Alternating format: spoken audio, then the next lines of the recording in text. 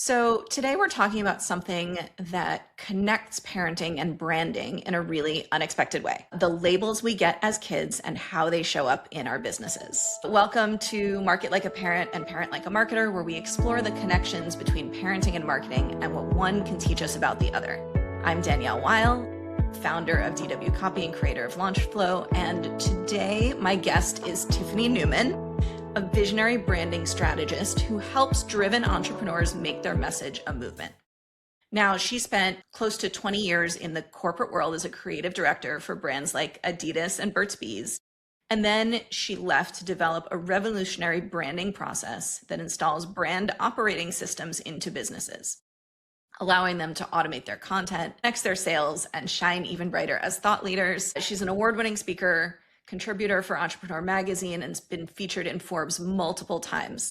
She is the genius behind my brand, a very close friend, and I'm very happy to have her here today as my very first guest on the show. Tiffany has some incredible stories that will make you rethink both how you talk to your kids and how you show up in your brand. Welcome, Tiffany. Thank you, Danielle. I am so honored to be here as your very first guest. Yeah, I'm just so grateful and excited about this discussion. So first, before we dive in, what does market like a parent and parent like a marketer mean to you? Yeah, I love this so much because, before you brought it up, I never really thought about the two going together. However, one thing that I've always said is I don't really believe in the whole idea of work-life balance. Because, it's never going to be perfectly balanced. Like we have seasons in life and all of those things. So I reframed it for myself as work-life integration.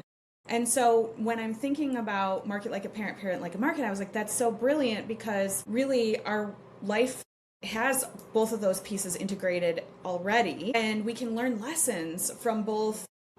What's interesting about what you just said is that idea of integration, and the balance doesn't exist. It's all happening all the time. And the question is, how do we make the most of that synergy and integration instead of trying to separate it? So I think then we just run in circles. And then when we're with our kids, we're thinking about our business and marketing. And when we're doing that, we're, thinking about our family. So let's just have it all exist together. Let's just have it all. I like the sound of that.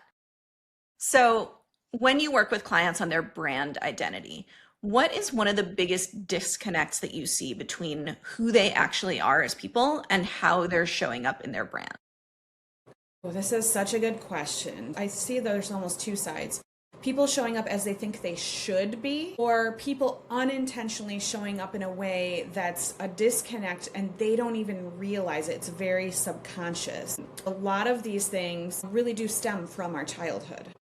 I was labeled the nerd as a kid, the bookworm, the smart one, the whatever. And you wonder if that has influenced my identity and career path as an adult. Probably. And it can be good too. It's not like all of those definitions are bad by any means, but sometimes there are ones that very much hold us back. And so do you have an example of this? Yeah, I have quite a few examples. I'll start with myself. So, I was a girl who was afraid to ask for ketchup at a restaurant. Get a burger or something, want ketchup, and I'd be like, Mom, I need some ketchup. She's like, just go ask the waitress. I would freeze, so shy. And so I did not want to be visible. I mean, it was horrible. I worked behind the scenes in all of these big brands in corporate. That was easy because I was promoting them, not myself. When it came to start my own brand, I was like, no, thank you. And now I speak on stages. It's kind of insane. My brother's still like, whoa, what's happened, right?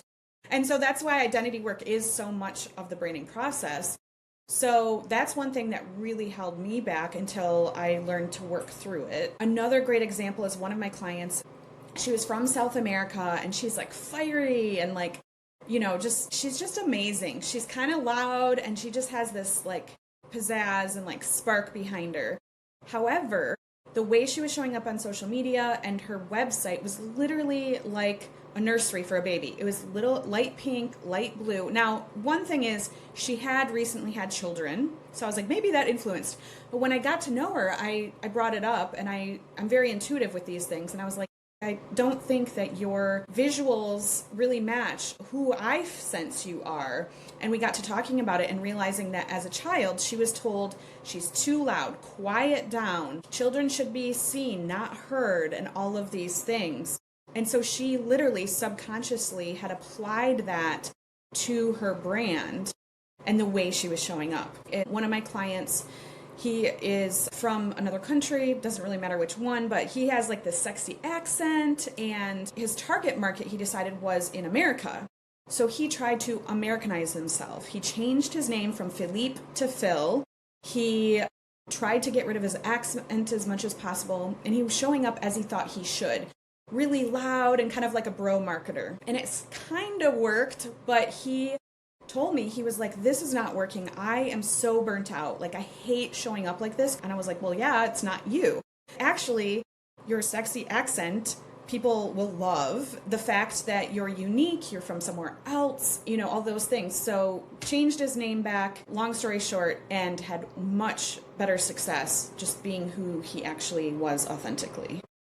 I think it's amazing how much of who we are as adults is influenced by the way we think we should be or we're told we should be as a kid, right? And you've done my brand, and I love my brand. I don't want it to, it's evolved a little bit over the years, but it's still true.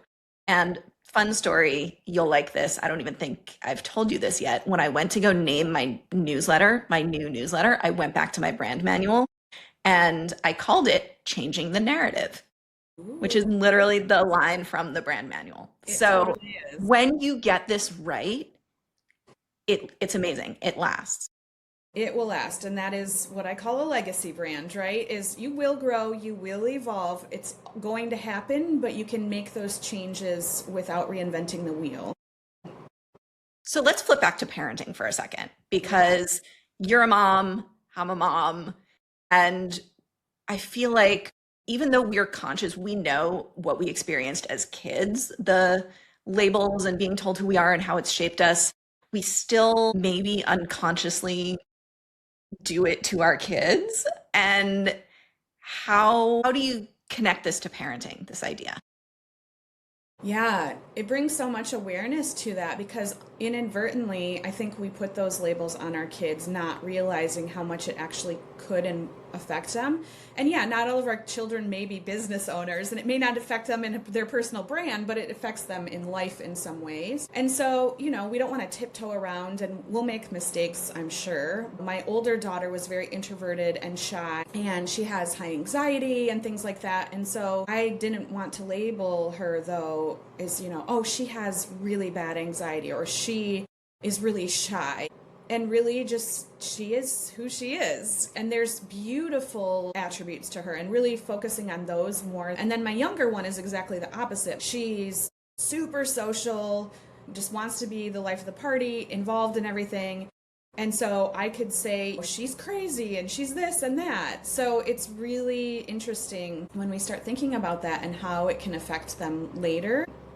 You also don't want to, say things that's setting them up for failure either. Right. It's interesting. So actually, a couple of things about what you said. It's first of all, how different our kids can be. And the thing that I noticed is that we tend to label them externally. We only find the need to label them when we're explaining to other people. It's like, well, okay, explain your kid, who is your child? Like, who are they? I would have to actually think about that because you know them, you know who they are. That feels really natural. And when it comes to the outside world, you have to explain them to someone else almost is when the need for the labeling comes in. Yeah, and especially if there's like a certain behavior, like if they are acting shy, then we label them as shy. But is that really the healthy thing to do? Because that may be an attribute that they have now, but they may grow out of it. You know what I mean? But when we start labeling it, then they start to take on that identity fully.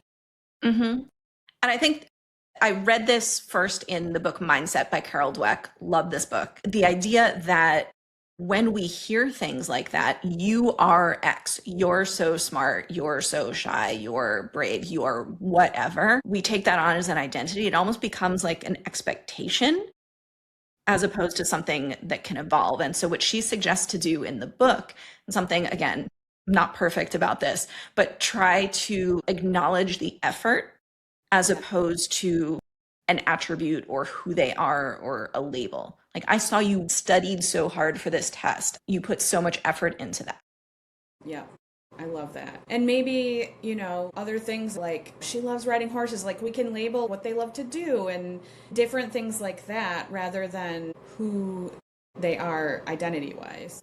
And I think now I want to connect this back to branding as well, because in branding, we actually do have to label things or label ourselves in some way. True. Right? So how do we then change, decide, come to terms with the labels that we want to give ourselves in our business? Yeah, so this is where it can get a little tricky because we talk about like positioning and how, we want to be seen as thought leaders and authority and all of those things. And so we don't want to make stuff up, obviously, but it is, you mentioned mindset. When I create a brand, I always like to look 3, 5, 10 years out and then reverse engineer. So we build a brand for where people want to be, not necessarily where they're at now, because otherwise they're going to keep reinventing the wheel. And that may be due to offers and things like that.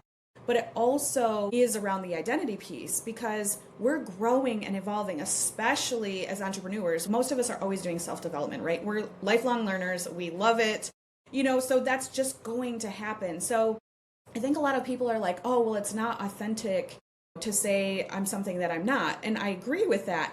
And if you have the full intention, say, to, become a speaker, but you're not yet, you can't say, I spoke on all these stages, because that is not true. However, you can still position yourself as an authority and the type of person who does speak on stages. And so that's really where I think it comes in. And it also elevates your own mindset when you really start to do that identity work. And who am I working to be? And start adopting that identity earlier. I think what people get stuck with, So Todd Herman has a book. Oh gosh, and of course now I don't remember the name. Do you remember the name? Alter Ego Effect? Yes, thank you. Alter Ego. I was like, it's right there on the tip of my tongue. And at first I read the book, and I'll be completely transparent. Hopefully Todd doesn't watch this. I doubt he will.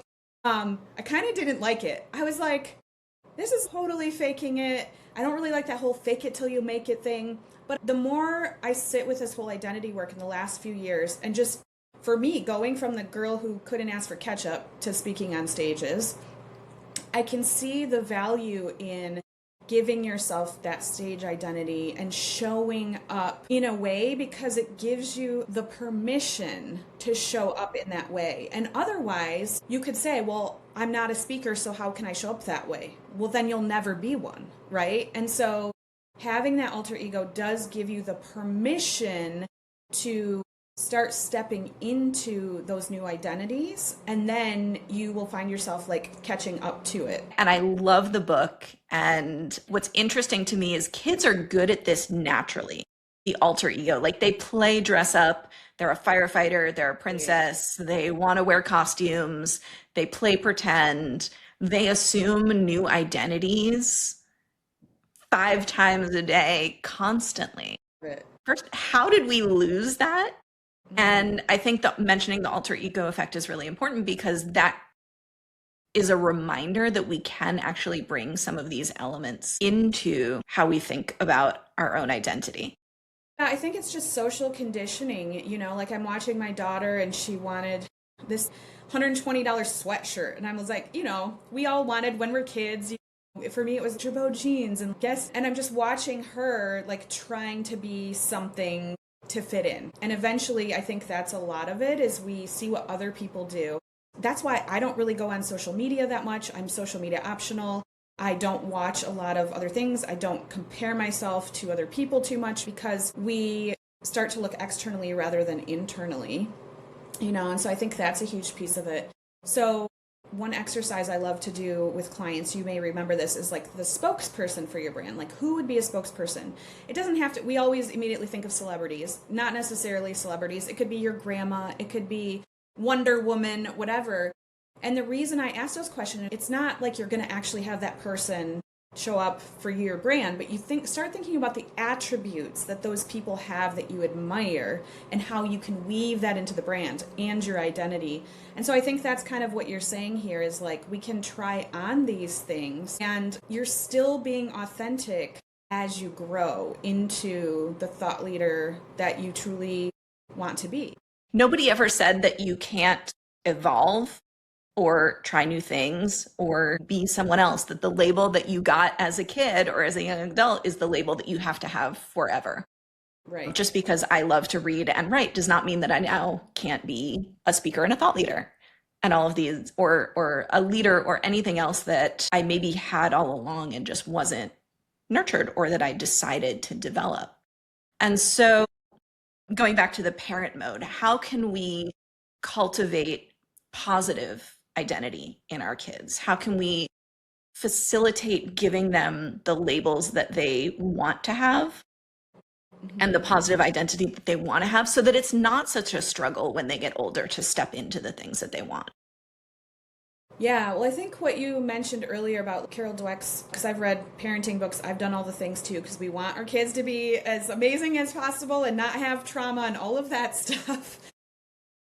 And that's really, I think the best element is not putting too much pressure on them also, because then it can be those expectations and then it can feel very heavy. I've talked to a lot of high achieving women, especially, that we set ourselves up for failure in that way and we burn out because you're smart, you're like I was in the gifted and talented program, all of these things, and then you have these high expectations. We're not going to be perfect. So don't put that pressure on ourselves, but like you said earlier, giving them the encouragement for what they're doing, trying our best not to label them so they can keep evolving, and just encouraging them to do the best they can with what they have and giving them love. Honestly, from everything I've heard, and my belief is if they know they're loved, they know you're there for them and you're guiding them no matter what, that is the best thing that we can do. It's so simple, but that's my belief. It's simple. It's simple and, right? It's always good to remember and ground back into that, I think, because we can get caught up in, I should have done this or I should have done that. And we get hard on ourselves. And that's also not a good example for our kids. This was pointed out to me by someone. What do they see you do? Or do they see you being hard on yourself and being overly critical and. So Totally. I think we can also model it, and the work that you do and the identity work that you do, I think is a great model for your girls. Yeah, definitely. So how do you help your clients figure out when you're going through this process with them, what is their authentic self that they may not have necessarily explored versus what they don't necessarily want to keep anymore, those labels that may not fit anymore? Can you give us an example of a couple of exercises that you guide them through? Yeah, absolutely. So the spokesperson is one, just like what are those attributes that you admire in others that you want to begin adopting without being forceful or, again, shifting who you are at your core.